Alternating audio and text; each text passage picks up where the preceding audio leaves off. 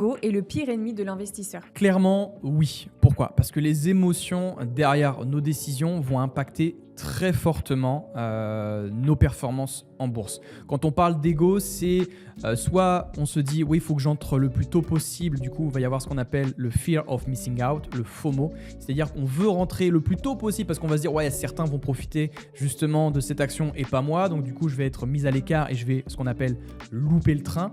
Et du coup, on va s'empresser sans forcément regarder les fondamentaux de l'entreprise, sans forcément regarder le business model, comment est-ce qu'elle génère de l'argent, est-ce qu'il y a un avantage concurrentiel derrière cette entreprise-là.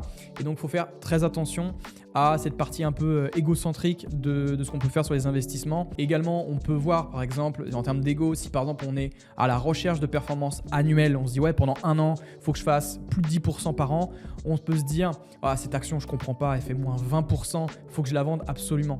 Oui, mais ça arrive. Des fois, il y a des entreprises qui font moins 20% sur une année et ensuite qui remontent sur 10, sur 5, 10, 15 ans.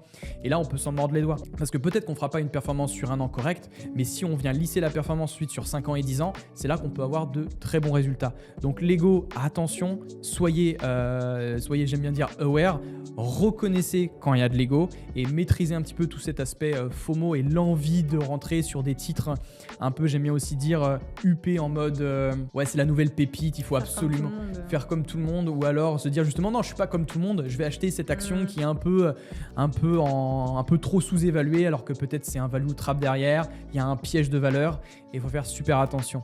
Et si vous voulez justement découvrir 20 actions de qualité dans un guide qui est 100% gratuit et découvrir ma stratégie sur comment est-ce que je les sélectionne, commentez alpha sous cette vidéo et je vous enverrai un guide 100% offert dans vos messages privés.